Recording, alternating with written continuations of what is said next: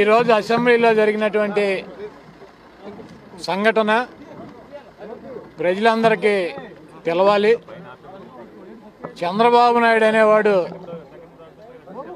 నన్ను మించినటువంటి నటుడు, రాజకీయాల కోసం ఎంతకైనా దిగజారుతాడు అని చెప్పినటువంటి మహా వ్యక్తి, గొప్ప వ్యక్తి ఎన్టీ రామారావు. ఆయన చెప్పింది యాజ్ ఇట్ ఈజ్గా ఈరోజు చంద్రబాబు నాయుడు డ్రామాని ప్రజలకు చూపించాడు. అసెంబ్లీలో అతని భార్యని ఎవరు ఏమన్నారన్నది ఇంతవరకు చెప్పలా. నా భార్యని అవమానించారు, నన్ను అవమానించారు, నా కుటుంబ సభ్యులను అన్నారని చెబుతున్నాడు. ఏమన్నారు, ఎవరన్నారు, అసెంబ్లీ రికార్డులో ఉన్నాయా లేకపోతే చంద్రబాబు నాయుడు చెవులో వెళ్ళి ఎవడన్నా అన్నాడా? అది చెప్పట్లా. నన్ను అవమానించారంటున్నాడు. అసెంబ్లీ రికార్డులో అయితే చంద్రబాబు నాయుడు భార్య పేరు కానీ చంద్రబాబు నాయుడు కుటుంబ సభ్యుల పేరు కానీ అక్కడైతే ఎవరో ఎత్తినటువంటి పరిస్థితి లేదు. కాకపోతే 12 గంటలకి 11:30కి సంఘటన జరిగింది. అసెంబ్లీ వాయిదా పడిపోయింది. 11:30కి స్పీకర్ గారు వాయిదా ఇచ్చారు గొడవ అవుతుందని చెప్పి. అప్పుడు బాగానే నవ్వుకుంటూ అసెంబ్లీలోంచి బయటికి పోయాడు. మనందరం కూడా చూసాం. తర్వాత టీడీఎల్పీ మీటింగ్ పెట్టుకుని 12:30కి అసెంబ్లీలోకి వచ్చాడు. వచ్చి దేనా వదనం పెట్టుకుని ఆ మహానటుడు నటించి నేను బాయ్కాట్ చేస్తున్నాను, నా భార్యను అవమానించారు కాబట్టి దానికి పరిష్కారం ఏంటంటే నేను ముఖ్యమంత్రి అవటం. నా భార్యను ఎవడన్నా రోడ్డు మీద బూతులు తిడితే నేను ముఖ్యమంత్రి అయితే అవన్నీ పోతాయా? నేను ఈ సభకు మళ్ళీ ముఖ్యమంత్రికి వస్తానని భార్యకు అవమానం జరగటం ఏంటి, ముఖ్యమంత్రిగా రావటం ఏంటి? అసెంబ్లీలో నా భార్యను నిండు సభలో అవమానించారు, పలానా వాడు మాట్లాడాడని అసెంబ్లీలో చెప్పాలి కదా అతను. అది చెప్పట్లా. నా భార్యను అవమానించారు, నా భార్య గురించి మాట్లాడారు కాబట్టి నేను మళ్ళీ ముఖ్యమంత్రికి అసెంబ్లీకి వస్తాను. అసలు ముఖ్యమంత్రికి అసెంబ్లీకి రావడానికి పెళ్ళని తిడతాకి అసలు సంబంధం ఉందా? అయిపోయింది అక్కడ డ్రామా. అక్కడి నుంచి వెళ్ళిపోయాడు. మళ్ళీ నవ్వుకుంటా వెళ్ళిపోయిన తర్వాత 2:30కే ప్రెస్ మీట్ పెట్టాడు. అప్పుడు దాకా ఏడవలా. ఇక్కడి నుంచి తాడేపల్లి పార్టీ ఆఫీస్ దగ్గర వెళ్ళేదాకా కారులో అన్న ఎక్కి ఏడ్చినట్టన్నా ఉండాలి కదా, అది లేదు. అసెంబ్లీలోంచి బయటకు వచ్చినప్పుడు మీరందరూ చూశారు. ఇక్కడే ఏడవలా. మళ్ళీ మీడియా కెమెరాలు కనపడగానే మళ్ళీ యాక్షన్ కెమెరా షాట్, మళ్ళీ బేరమైన చేతులు అడ్డం పెట్టుకుని ఏడుతున్నాడు కళ్ళలో నీళ్ళు రాకుండా. చంద్రబాబు నాయుడు పూర్తి స్థాయి డ్రామా రక్తి కట్టించాడు ఈరోజు.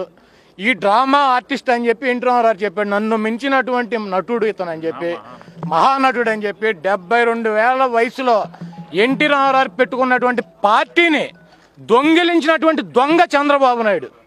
ఆయన ముఖ్యమంత్రి పదవిని లాక్కున్నటువంటి దుర్మార్గుడు చంద్రబాబు నాయుడు. ఆయనకు ఆత్మాభిమానం ఉంది కాబట్టి, ఆత్మగౌరవం ఉంది కాబట్టి పబ్లిక్లోకి మీడియా కెమెరాల ముందుకు వచ్చి ఏడవల ఎన్టీ రామారావు. ఇంతకన్నా ఎక్కువగా గదిలో కూర్చొని ఏడ్చి గుండెకి చచ్చిపోయింది ఎన్టీ రామారావుకి.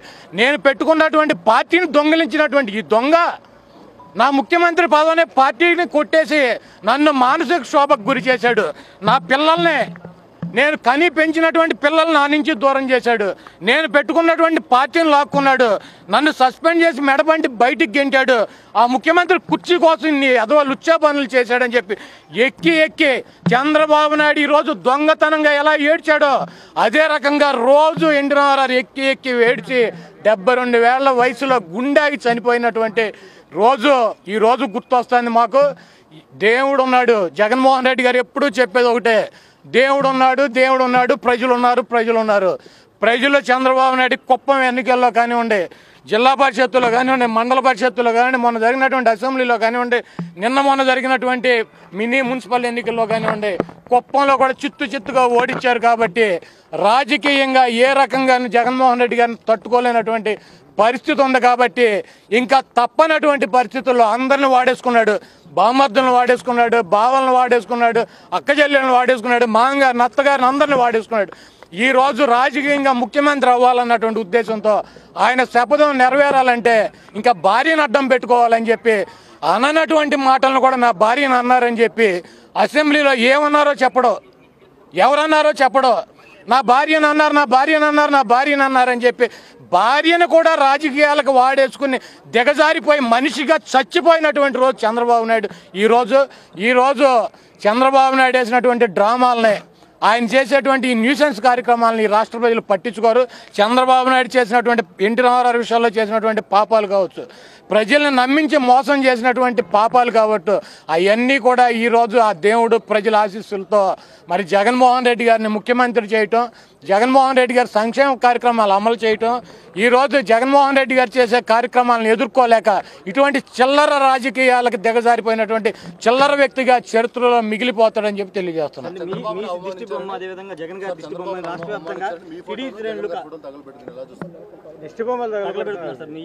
బాబు నాయి జగన్మోహన్ రెడ్డి గారికి ఇప్పుడు 1000 సార్లు తగలెట్టారు మా బొమ్మలో. చంద్రబాబు గారి దిష్టి బొమ్మలు తగలెడతాం కదా, ఆయన తగలెట్టి ఆ పార్టీలోంచి బయటికి నెట్టితే తెలుగుదేశం దరిద్రం వదులు. వాళ్ళకేమో తెలదు, మేము చెప్తే వినరు. నా బొమ్మ జగన్మోహన్ రెడ్డి గారి బొమ్మ వాళ్ళు తగలెడితే ఏమవుతుంది వాళ్ళకి? అసలు ఒక ముఖ్యమంత్రి అవడం కోసం భార్యను కూడా రోడ్డు మీదకి తీసుకొచ్చేసి ఆవిడని కూడా వాడేసుకున్నటువంటి అటువంటి వ్యక్తిని పెట్టుకుని రాజకీయాల్లో ఏం చేద్దాం అనుకుంటారు ఆ పార్టీ వెనకాల వాళ్ళు?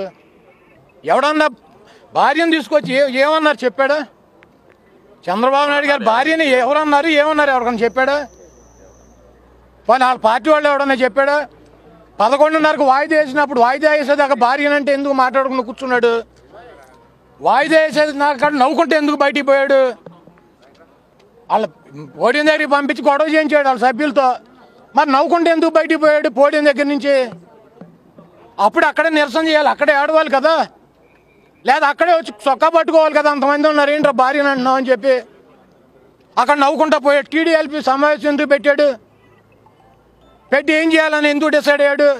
మరి అసెంబ్లీలోకి వచ్చి ఎందుకు ఏడవలా? అసెంబ్లీలోకి వచ్చి దేనవదనం పెట్టుకుని ఎందుకు యాక్షన్ చేశాడు? మళ్ళీ 2:30 గంటల తర్వాత కెమెరాలు కనపడగానే బేరమని ఎందుకు ఏడ్చాడు? ఇప్పుడు ఎవడన్నా నీ భార్యనో నా భార్యనో లేకపోతే నిన్నో తిడితే ఇక్కడే ఏడుస్తాం.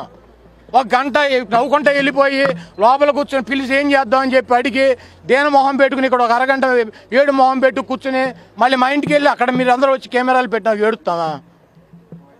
పూర్తి స్థాయి నటుడు, రాజకీయ అవసరాల కోసం భార్యని ఈ స్థాయిలో వాడుకున్న వ్యక్తిగా చంద్రబాబు నాయుడు చరిత్రలో మిగిలిపోతాడు. చంద్రబాబు నాయుడు గారి భార్యని కానీ చంద్రబాబు నాయుడు కుటుంబ సభ్యులను కానీ అసెంబ్లీలో ఎవరూ మాట్లాడలేదు.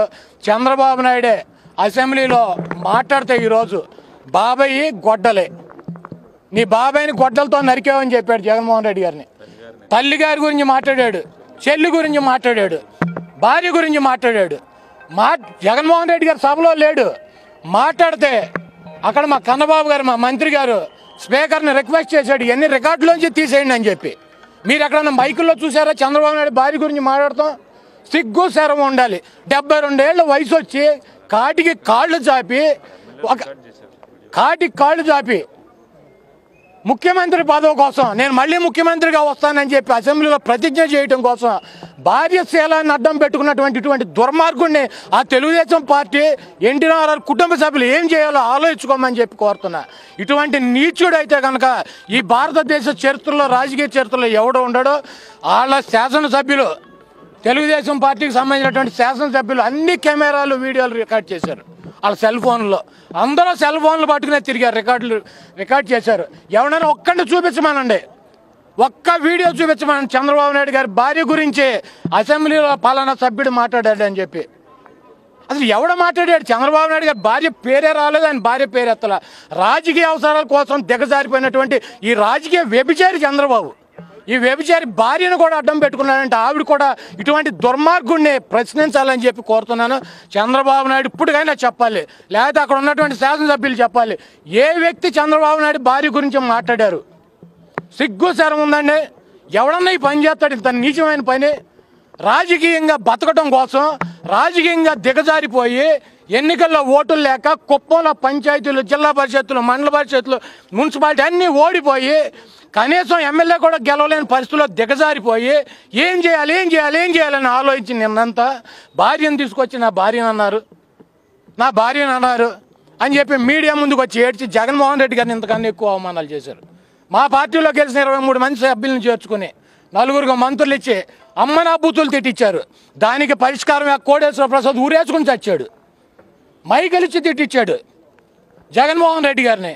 ఈరోజు చంద్రబాబు నాయుడు ఎన్టీ రామారావు చేసినటువంటి ద్రోహం, జగన్మోహన్ రెడ్డి గారికి చేసిన ద్రోహం, ఆయన శీలాన్ని, మానాన్ని, ఆయన ప్రతి అణువుని కించపరిచినటువంటి ఈ దొంగకి దేవుడు వేసినటువంటి శిక్ష అయినా కూడా ప్రజలు కనికరించడం. చంద్రబాబు నాయుడు శపథం నెరవేరదు. చంద్రబాబు నాయుడు ఈ రోజే లాస్ట్ రోజు అసెంబ్లీకి వచ్చినటువంటి రోజు. మళ్ళీ చంద్రబాబు నాయుడు జీవితంలో ఈ అసెంబ్లీలో కానీ సెక్రటరీలో కానీ అతను సెక్రటరియట్లో కానీ చూసేటువంటి పరిస్థితి ఉండదు. ఇంత నీచుడిని ప్రజలు గమనిస్తారు. ఇటువంటి భార్యను అడ్డం పెట్టుకుని రాజకీయం కోసం భార్యను కూడా రాజకీయాల్లోకి లాక్కొచ్చినటువంటి నీచుడిగా చంద్రబాబు నాయుడు చరిత్రలో మిగిలిపోతాడు. అందరికీ నమస్కారం. మాట మన వ్యక్తిత్వానికి ప్రమాణం. రాజకీయాల్లో విమర్శలు, ప్రతి విమర్శలు చాలా సర్వసాధారణం. ఆ విమర్శలు, ప్రతి విమర్శలు ప్రజా సమస్యల మీద జరగాలి, కానీ వ్యక్తిగత దూషణలు లేదా వ్యక్తిగత విమర్శలు ఉండకూడదు. నిన్న అసెంబ్లీలో జరిగినటువంటి ఒక సంఘటన నా మనసును కలిచివేసింది. ఎప్పుడైతే మనం ప్రజా సమస్యల్ని పక్కన పెట్టి వ్యక్తిగత దూషణలకి దిగుతున్నాము, ముఖ్యంగా మన ఆడపడుచుల గురించి పురుష పదజాలంతో మాట్లాడుతున్నాము, అది ఒక అరాచక పరిపాలనకు నాంది పలుకుతుంది. అది తప్పు. స్త్రీ జాతిని గౌరవించడం అనేది, ఆడవాళ్ళని, ఆడపడుచుల్ని గౌరవించడం అనేది మన సంస్కృతి. మన నవనాడుల్లో, మన జవజీవాల్లో, మన రక్తంలో ఇమిడిపోయినటువంటి ఒక సంప్రదాయం. మన సంప్రదాయాల్ని రాబోయే తరానికి జాగ్రత్తగా, భద్రంగా అప్పచెప్పాలి, కానీ మన సంస్కృతిని కలిచివేసి, కాల్చేసి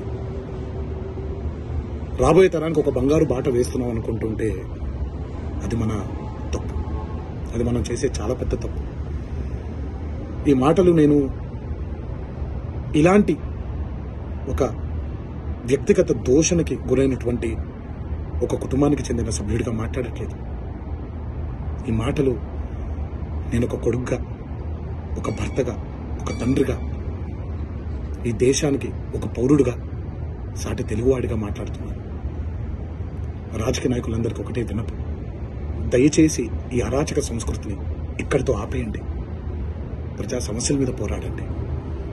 రాబోయే తరానికి బంగారు బాట వేసేలాగా మన నడవడిక ఉండేలాగా జాగ్రత్త పడండి. ఇది నా విన్నపం మాత్రమే. ఇది ఇక్కడితో ఆగిపోతుందని మనసారా కోరుకుంటూ సెలవు తీసుకుంటున్నాను.